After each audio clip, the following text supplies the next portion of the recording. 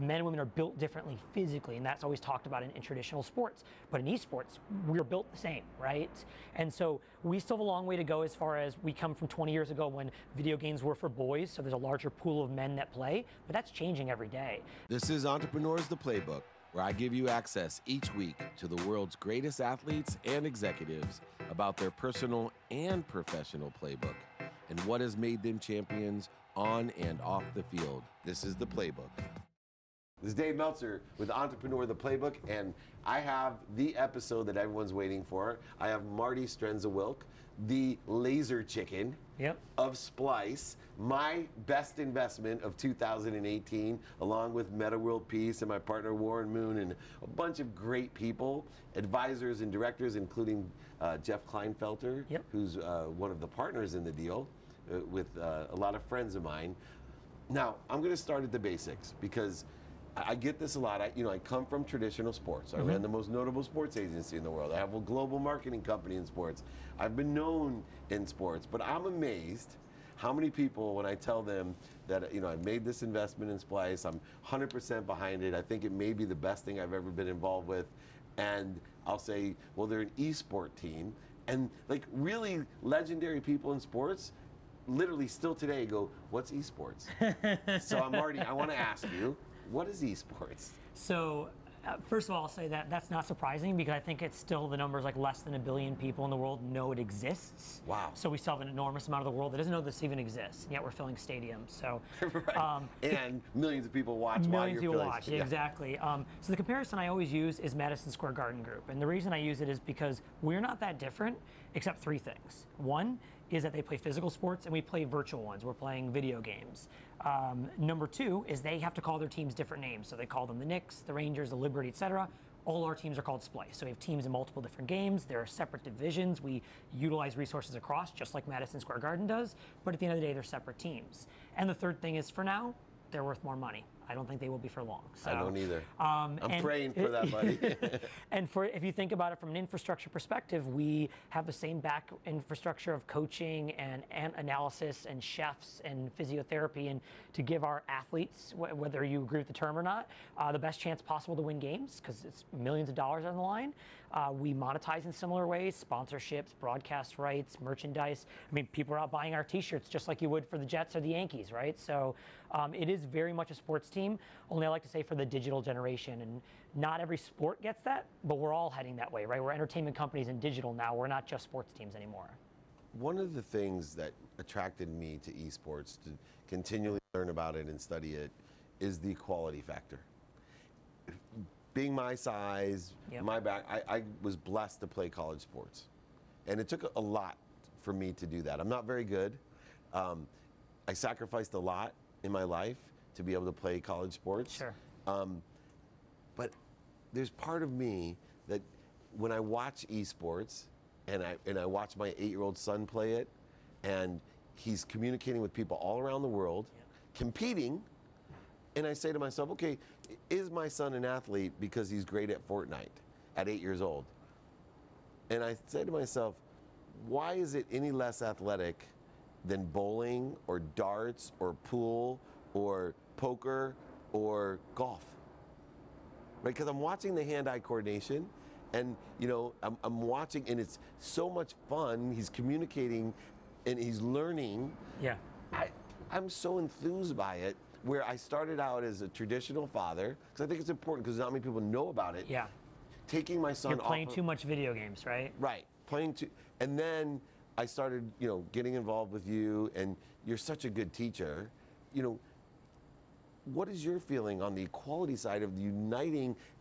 Do you think that's a big factor of why this is going to grow? Yeah, so what's really interesting is I have kind of a few opinions on this. First, I think as a very proud nerd, we've never had our own sport, right? So I grew up a massive sports fan, football, basketball, tennis. Can I stop you here too? Here's what's cool. For years, because of athletes, right, this term nerd, 80% of the people on Earth don't play sports, or aren't good at them. And yet 80% of the world says I'm a nerd. Meanwhile, it's revenge of the nerds, right? We're all nerds. And I think well, it's become trendy. You know what? Interesting. What made nerdiness trendy, I think, is the superhero genre, right? Comic books used to be a thing that, like, oh, I can't believe you read comic books, and now every blockbuster is another comic book movie, right? And redone again. It's like 6 Spider-Mans. Yeah. So sorry to interrupt. No, please. And so, like, I think that's been a big embracing to start with. Your core audience, if you will, is like, okay, you have this nerd generation's like, that's ours. We have an ownership of something, right? And as somebody who grew up as a core sports fan, I love competition, but I love video games. I love nerd culture. This is everything of that. But what's interesting is video games are no longer nerd culture. It's not weird to be the kid at school who plays video games anymore. Everybody plays video games. The greatest My athletes, mom plays video games. She's rappers, in her 60s, right? The rappers and superstars. Exactly. Right? I mean, that's how Ninja's made Ninja, because Drake played with him. Yeah, exactly. That's what took him to #1. So if you think about it in terms of that factors is the first thing. The second thing you mentioned, like size and all these factors that don't limit you. I mean, I'm a little guy. When I was in high school, I played football. And I played football because I come from small town America where you play football. And I got beat to the ground every day. And I got right back up, went back at it. But that's not where I belong, right? I learned some amazing lessons on the football field. I believe that's why I'm here today. But that's not where I belonged as a competitor, right? My competitive drive could have been where my body actually fit in a lot of ways. And also the other side, the female side of things, right? And so if you think about the great equalizer in terms of a competitive sport is men and women are built differently physically, and that's always talked about in traditional sports. But in esports, we're built the same, right? And so we still have a long way to go as far as we come from 20 years ago when video games were for boys, so there's a larger pool of men that play, but that's changing every day. And I think over the next 5 to 10 years, you're gonna see more and more women compete. We actually have a woman who's a captain of one of our teams in Rocket League, for example. She's incredible, you know? She's been a pro in a number of games for about 6 or 7, maybe almost 8 years now. Wow. She's one of the few though, and the reason because of that is that pool is much smaller. But 10 years from now, like the amount of females who game in the 10 to 15 bracket is enormous, right? So sometimes it's just about widening the pool of talent to get to that point. Yeah, and I think there's certain biochemical differences between men and women that we'll find in certain games that women will be better than the men. Maybe, yeah, I mean, I don't know the science behind it, to be completely honest with you, but I think that it's, there's a great story I was told once by a former StarCraft player. He's a legendary player. He's now a commentator. He said, if you want to be like LeBron, well, first of all, you might look like me, right? So you're already out of luck. But then you've got to get a court. You got to get the right weather. You got to have competition you can play against who actually pushes you so you can get better, right? Number of hours a day because your body gets fatigued. But if you want to play like Faker, Faker's the best player alive in League of Legends, which is the biggest esport.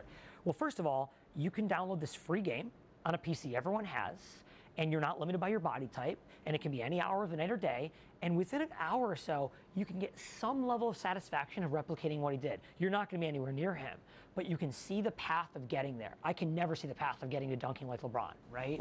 And it's why it's everybody's sport in a lot of ways. Anybody can connect into esports, and what I hear a lot, I'm 39 years old, a lot of my friends don't quite get, even though they game, they don't quite get esports because they're a little bit older.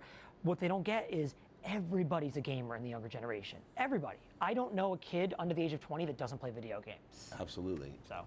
Now, speaking of the legacy side of video games, you know, you're a little bit older for the sport. I feel like a grandpa sometimes, honestly. But part of your strategy with Splyce is to get a little retro and to bring in some of maybe the traditional games, meaning not sports, but traditional video games.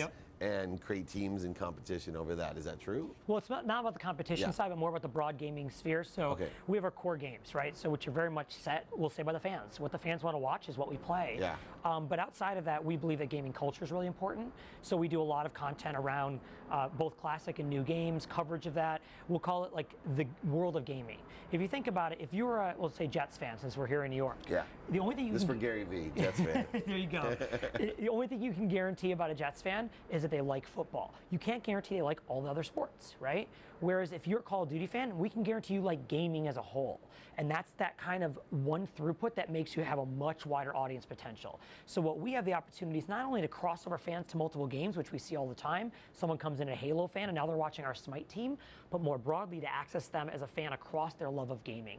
Old, new, and everywhere in between. That's through content, it's through influencers, it's not just through the competition. And I think if you look at the world of social media, obviously, which is a big part of our business, that's a large part of the opportunity. It isn't just the on the field part. So, Marty, the critical question that I have, because I'm still curious myself, is why the heck do people like to watch people playing video games? Because to me, I get every single thing that you've talked about right now. And my only hesitation when I started getting involved with esports, and I'm like, wait a second, they filled up Oracle? Right? They sold out arenas, and they're building Not just sold out, they'll sell them out sometimes in minutes. Yeah, and then they're building arenas just for these things. But tell me what it is, why people want to watch people play. So Dave, I'll counter with a question to you. Yeah. Don't you love to watch people that are the absolute best at something in the world? That Whether it's cooking, painting, playing football, or video games, it doesn't matter. We as human beings love greatness, right? It's why we put monuments to greatness everywhere. We love the idea that the human spirit can go to some level that we could never dream of, or we can dream of achieving, but we're likely to never reach that. It's aspirational, right? And I go back to that story about Faker.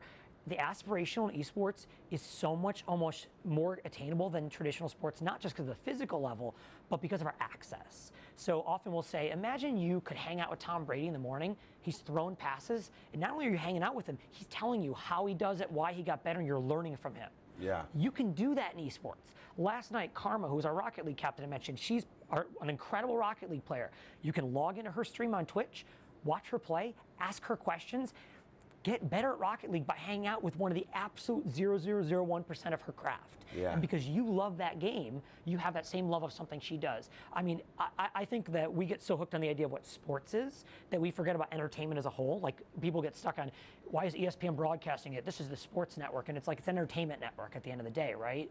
And think about watching Rachel Ray in cooking, or watching, we'll go way old school, Bob Ross painting a painting. You're watching someone who's incredible do their craft at an incredible level. So competition is a very, very key part of it. But at the end of the day, at least for me, I'm a fan first.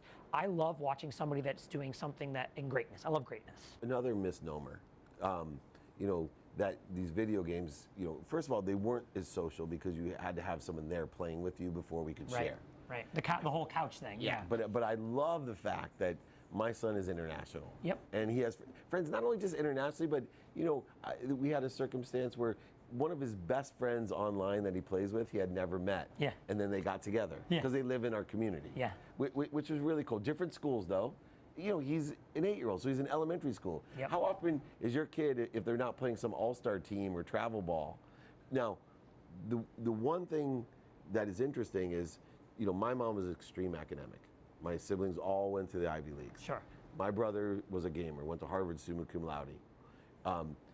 My mom had no problem with my brother reading voraciously, by himself, reading, sitting on a couch. There's the stigma there, right? Like, that's a good thing to do. That's a good thing. And I'm watching the development, the inner size, right? I believe, you know, and I do this for myself. I'm 50 years old, and I'm constantly working out my mind. Yep. And I know there's different parts of my brain that allow me to raise my awareness, and awareness is something that I want because it is very powerful to be aware. I see great expansive awareness in an 8-year-old that I'm watching. I have 3 older daughters, but I see something that I saw in my 19-year-old because she was a voracious reader. Yeah. I see a different side of his memory, of different things going on. I do think it's okay to force your kid to play outside when it's light out if he's 8 years old. I don't think it's healthy when it's light out. Everything in moderation, including moderation, right? They say so. Exactly. But what do you see, because you played for so long, and you're extremely intelligent, you're quick, you're higher up on the vibration chart, and I love talking to you. I'm trying to slow myself down because you and I would be talking like this if we really had different exist, and we'd understand each other, but nobody else would. Yeah, I get told a lot. I talk fast. I love it. Me too. And I love it. What do you think are the developmental things that are advantageous about playing video games? So the first thing I'll say... Because you're a teacher. Yeah. I taught school for a long time, as I mentioned, actually here in New York, which is one of my favorite parts of my career, honestly. Still love a lot of those kids. I talk to them still. Cool. So I think the one thing that should set the base level is we're in like the 70s of the NBA, right? So esports is so new. Just longer shorts. Yeah, exactly. That's right. Thank God. Now we wear pants instead, right? Yeah. But if you think about it, everyone's talking about stadiums and millions of viewers, but forgets that we're still building this around us. Reid Hoffman says this often. It's like we've jumped off a cliff and we're building the airplane around us while we're trying to fly it. You know, that's what esports is right now because we're moving so fast. You know, there's all this money coming into this space, so we don't have all the answers yet. But I will tell you what I see already from studies that have been done, from our own kind of observations, is number one, first and foremost, games give you an incredible amount of problem-solving skills, the ability to operate under pressure, developing strategy, teamwork, things that like we'll say are great about a football team, right? A lot of those same things are developed in playing competitive Call of Duty, for example. Secondly, I think that global social aspect cannot be understated. So, especially because we live in a world where everyone has different social tolerances of their ability to walk into a group of people and just have a great time and interact. Not everyone can do that. And having social community is really important. Humans, crave that. Imagine you're a person who's not comfortable in that social setting, but has a great comfort in a more reserved, the anonymity of playing online. That allows you to come out of your shell more and then have a better social setting when you come out in public. One of my favorite things of the year is we have these great conventions in esports. So BlizzCon is a big Blizzard convention in November. We have PAX, which are these massive gaming conventions in Boston and Seattle and Austin throughout the year. And what they are is coming together on something you love is the first part, love gaming, but it's also a lot of times the first time or the one time per year you see somebody that you play with every day online, right? So you'll come to BlizzCon and be like, oh my God, we've been talking for years. We're so close intellectually and never been able to meet face to face, That's really important. I'm going to interrupt for a second please. because I started my career in sales, graduated law school, sold legal research online. So, being an early, what I call pre-chasm internet guy, as you're a pre-chasm gamer. But I had, as I was an outside sales rep, I had an inside salesperson. And that was my right arm. Yeah. Spoke to him every day. He helped me make millions of dollars. And for my first 9 months of work, every day, almost 7 days a week, for hours, we're communicating. Yeah. And I got to meet him. It's crazy, right? Yeah, and it was so amazing. Yeah. And it's still one of my favorite life experiences that I could have that type of relationship, and it almost enhanced the personal relationship that we ended up, we're still lifelong friends. Yeah. We still see each other. But how many people do we actually get to see every day anyway? Yeah. There's a really interesting, like for me personally, you mentioned, my gamer tag is Laser Chicken. Everyone was like, what does that come from? Well, it's from World of Warcraft. It's from a character I played in that game, and it's about a lot of how I got into esports was through that game almost a decade ago now. But what's really interesting about World of Warcraft, for those that don't know, it's a massive multiplayer online game, meaning you log in from anywhere around the world, you're logging into these servers where people can be anywhere, any age, any type, and you join what are called guilds. And the thing about a guild is now you're in a group of people who have like-minded objectives in the game, and you start to become, for lack of a better term, a family, right? Like a medieval guild would have been, people of like-minded objectives. And over time, you build these friendships that some of those people work for me today. They work for Splyce, Yeah. And interesting, my brother was in the guild as well when I was younger, and it changed our friendship. And he's somebody I see every day in person as well. It's like, it allows you to enjoy your passion of gaming together, not different and not worse than when I was on the couch playing Tecmo Super Bowl with my buddies or whatever. No, I can play you in that. Yeah, I'm ready to go rounds in that game. Good. But honestly, like I think there's that misnomer, like you said, of like, oh, we're not on the couch anymore. There's nothing social. I think it's as social as ever, So I agree, and I think it's just, people resist change. Yeah. I tell the story about my mom, and my mom's a grandmother of 13 grandchildren, but she's, martial arts expert of Jewish guilt. Okay. And so she tells me that my teenage daughters don't love her because they don't call her. And so I said to her, well, why don't you use Snapchat? Right? And she is like, I can't learn that. I said, you can learn it in 6 minutes. She's like, how can I learn in 6 minutes? I go, because Miles, my 6-year-old at the time, taught me in 6 minutes. And you are a PhD in education. But there's that resistance. Yeah. The minute she started using Snapchat, though, her relationship with my daughters were better than mine with my grandmother. That's amazing. Right, because I could only use a dial phone with my very grandmother. analog relationship, right? Right, and so now she has this terrific relationship, and even moreover, my teenage daughters think their grandma's hip and cool, right? Because so awesome. And it took her. This is a PhD in education here at Columbia, right? And somehow she can't use Snapchat. It's just in our head, and I think that's one of the hurdles or obstacles that we face. Another one that's interesting as a parent is grabbing a hold of why we buy things for our kids. Yeah. I see a lot of parents have this great resistance to buy, V-Bucks, or a virtual outfit, right? And my wife was one of them. She's super open and spiritual, and she's like, well, I want to buy him some. I go, no. If we're gonna buy him a toy, I want to buy him a toy that he wants. Yeah. I'm not getting. I don't care. You buy him shoes, he's gonna grow out of the shoes. Yeah. He's gonna get sick. A football's gonna wear out. Right? Yep. And I buy all those things. Yep. It's the same. I have no problem at all spending a fortune for my child, whether it's $10 a time or $25 a time, because I see he's getting what he really values and he loves. Yeah. And I think more parents on every side need to learn to communicate in this way, because I personally, as a father, I'm learning, because I see when my son goes to college, one of the ways that I'm going to be able to connect to my son is to be able to compete with him online. Yeah. And put my own headset on. Yep. And it's the same as fantasy. It's the same as the old days, listening to a radio and sitting around. What made baseball baseball is every generation can watch it. Yeah. And I think, and I encourage the old people at 50, 60, 70 to start understanding and learning. It's not rocket science. Yeah. You know, it really is easy. It's just repetition. Yep. And you don't have to be great at it. You have teams of 4 people that can play together. Yeah. You have all types of fun things. What's your, you know, you're a leader in this space. You know, you get asked to be on panels and keynotes, and you know, you're overwhelmed by the amount of demand. What's your favorite thing about esports?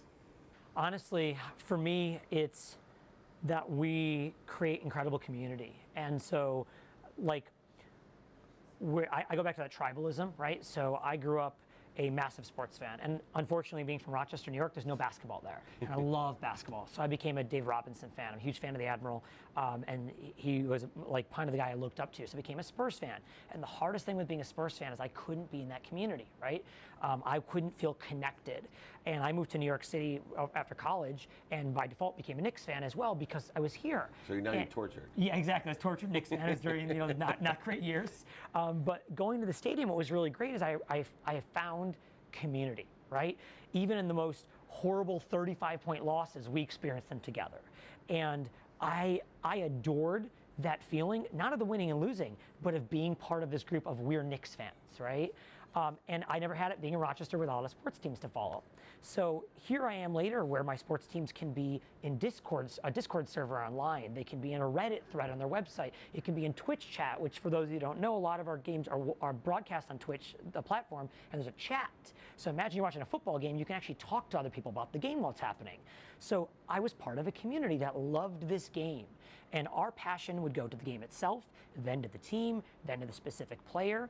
And so now at Splyce, we're taking that even further and going, what if I create community where our fans can get together anywhere in the world, either physically or digitally? We're trying to do both, so that they can feel like I'm hanging out with other Splyce fans here. So we're creating channels where they can be only Splyce fans and get together and communicate, because at the end of the day, that's, I think, what makes sports great. It's what makes the tailgate great, right? The tailgate isn't about drinking, it isn't about hot dogs, it's about getting together with your friends and family, right? It's the communal experience. It's not even just your friends and family, it's everyone else that's around you at the tailgate, right?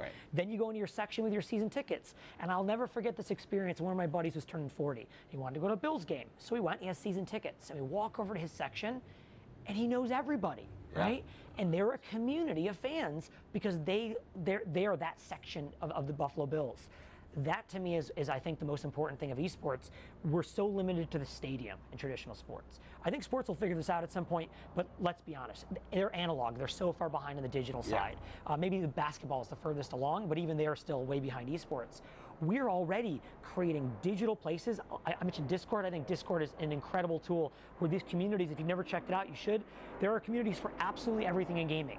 And you can get together because you love a specific team in a specific game, or a specific player, or a specific play style in a game, and talk to other people, engage with them, play games with them, and create that community. And that, to me, is what esports is all about. The competitive is the core of it, don't get me wrong. But the community created around it is what it's what you come back for, right? It's so interesting because other interviews I do, it always comes back to the emotional connection, right? I tell people all the time, people buy on emotion for logical reasons, and what we want is to feel one, right? And I think esports provides that platform better than any sport that I've seen in the history of sports, and I've been around a long time. Last question, and it's a little selfish question, but I'm sure a lot of people want to know the answer. I can tell you with statistical success what and how to become a great quarterback, to be a professional quarterback. Whether you have the skills, talents, knowledge, that's up to you. There's been a lot of years to figure that out. Right. My 8-year-old wants to be an eSports superstar. What advice do I give him? So the first thing I tell everybody is, this goes with anything you want to accomplish in life, you have to work harder than anyone else out there. And so I'll go back to our Rocket League team. I call it the empty mile. Yeah, right? perfect. They used to say this less crowd. There's a certain level of work, and you have it, which is why I invested in you and what you're doing. But that mile is empty. If you're willing to do what other people, the Ray Lewis, when he grabbed my leg and said, when I stepped on the field, I was willing to die. Yep. He meant it. Yep. That's an empty mile. Yep. Other guys can fake that. But when you got a guy, he wasn't the biggest, strongest, fastest, but when he was willing to die, and I've seen people in their professions, they basically are willing to die for their profession. So I'm a big consumer of Silicon Valley. I think there's a ton of lessons out there. And I was just watching. I love that too. I was watching Paul Graham give a talk the other day, and he was talking about someone asked the question of, what if somebody's building the same thing as you, and, competition, and he goes, first of all. He built Y Combinator decades ago, and he goes, I think we've had one company ever lose because of a competitor. Like, it never happens. People think it happens. It never happens, because at the end of the day, you're either building a better product or you aren't. And they go, what's your advice? He goes, run faster. And I hope you're already running as fast as you absolutely can. Because if you are not, it doesn't matter if a competitor shows up, because ultimately it's who's going to run the fastest, who's going to work the hardest, who's going to put the most into it. And I always think of that in terms of how have we gotten to where we are at Splyce today. Some of it's luck, some of it's timing, some of it's good decisions, but a lot of it is outworking other people. It's being willing to do what other people won't. I don't just mean me, I mean my staff. I have incredible people that work for us who, I had an interviewee last week for an executive position, and when he finished, he goes, I've been in a lot of places. I've never seen such passion and excitement for the work in any place I've been, because they really believe in what they're doing here. And so what that means is I don't have to ask them to work 30 minutes extra. I have to tell them to go home. Yeah, that's my job. And so I think that if you want to, this goes back to the pro player, and it circles right back, is my best players. Now, burnout's a real thing. I'm not saying play 16 hours a day. Yeah. I'm just saying outwork other people. I'm saying have great practice, great focus, great determination, eat well. Don't get distracted, right? People get distracted by 9 projects instead of 1. Kobe wanted to be a great basketball player. Yeah. That's why he was a great basketball player, right? Yeah. He didn't want to be a basketball player and a football player and a baseball player, right? And the last thing is that you have to know what you're great at. I don't mean the game, I mean more within, and be willing to accept what you're not great at. I'm never going to be a great mechanical anything. I don't have the dexterity for it. I have hand injuries. I'm 39 years old. That's not going to be my expertise. I'm a little older. I'm not going to be great at social. I don't understand how a 14-year-old consumes social. But there are a lot of other things I can do. So I get asked often, how do you pick players? I go, I don't know a damn thing about the best players, but I know how to hire great people that can pick the best players. So if you're going to be a pro player, the first thing you want to figure out is, what am I great at? Am I great mechanically and I can out-aim somebody in a shooter game? Or am I an incredible leader and I can lead people onto the field of battle? And then focus on those skills and get really great at that. Because at the end of the day, if you play a team sport, you don't have to be good at everything. You have to bring that one thing to the team that no one else brings, that you're the absolute best at. And the last thing is, basketball's great at that. Exactly, basketball is really great at that. You can be the best 3-point shooter, and you're going to be a commodity. Dennis Rodman, right? He said he couldn't hit. I love Dennis Rodman. Right, I had him on the playbook, and he said, I can't hit the side of a barn. I can't shoot. But he could guard anybody. Yeah, and rebound. Yeah, and rebound. And so I'll give you the last piece, because your parent. Talk to your parents, right? Get them to understand what your passion is. It's honestly no different than going, Mom, I want to be a football player. And your parents go, what? Yeah, which happened to me. You have 0.0001% that are going to make it, and your parents are going, oh my God, they're never going to make it. It's not different, right? It is hard. I wanted to be an actor, and I told my parents, and they almost fainted, right? Right. It's not different. It's not different. So you need to communicate. You need to have those conversations. You need to have a support structure. It may not be your parents, unfortunately. That happens in sports too. But find great people to surround yourself that will uplift you, that you can cry a shoulder on, because you're going to have those days. So let me add to that too, because you mentioned it, and I believe it, that playing football, a lot of your success comes from what you learn from. I reference things that my coach taught me, things like leave it all on the field. I love that saying of, if you lose, you can lose, but if you lose and you didn't leave it all on the field, you will regret it for the rest of your life. I use just keep playing all the time, because emotionally, I would be burned, score a touchdown, and I lived on the football field till I got to college like this, and my college coach said, just keep playing. Yep. Like, keep playing and leave it all on the field. I think it's important when kids communicate to their parents that they take the next step and say, look, I want to be an eSports superstar, but I know it's really competitive, and I want to do it with all my heart. And if I don't make it, here's what I'm also going to learn. Yeah. Here's the core skills. By the way, a lot of the best employees in esports right now were the pinnacle of esports competitors. So my general manager was one of the greatest World of Warcraft players of all time. Wow. Part of how he understands how to communicate. So I'm counting on you, man. So he knows how to communicate with these people. So we have these people who there's skills that you learn, soft and hard skills. The soft skills are amazing. Just being able to communicate with other people in the industry. That's a huge opportunity. And then outside the industry, they go on to work on Wall Street. They go on to work in engineering because they've learned teamwork, competitive, how to pick out that one thing I'm going to be great at and focus on it, how to have work ethic. I can tell you one thing I've learned in this industry, hands down, Dave, most people are full of it. Most people are full of it. They'll talk a big talk and they do nothing. Wow. So when people go, hey, I want to get in esports, what should I do? I go, do something. That's the first thing I tell them, do something, because most people don't. That's Einstein, right? And so, take action. Exactly, take action. Because the second you learn that being an esport player, because if you take an hour off, someone else isn't. Okay? LeBron could take an hour off because he's a physical specimen, right? He doesn't, but he could, right? And he can still maintain some semblance. And there are those players out there, right? They'll be like, I'm the 30th best player because I'm built a certain way. I don't care about being the first best, right? Yeah. But in esports, you do that. Someone else is going to outwork you because they don't have to worry about physical specimen, right? And if they outwork you by enough tens of thousands of hours, by that 10,000 hour rule, they're just going to be better than you. So that's awesome. Well, this is part 1 of my esports series with you, Marty. Yeah. And lots to talk about, right? Lots to talk about, and you're just an incredible person. I'm looking forward to get to knowing you better and working closer with you and helping, formulate what's going to happen in this space, because I see, my skill set being, a notable sports agent and marketer, and with the tradition. I always say we study history so we know human nature. And I know years and years of experience of how we can build that plane as it's already flying. There are so many people right now that are trying to build things that sports and entertainment's already figured out. Right. And I'm like, I want to take that stuff and build the things sports and entertainment hasn't figured out, like digital communities and stuff. I don't need to refigure out merchandise, for example. You guys figured that out already, exactly. right? And you're doing a great job. And I had to sign some. Well, anyway, we are a little bit over on time, but it was well worth it. And this is Dave Meltzer with Entrepreneur, the Playbook.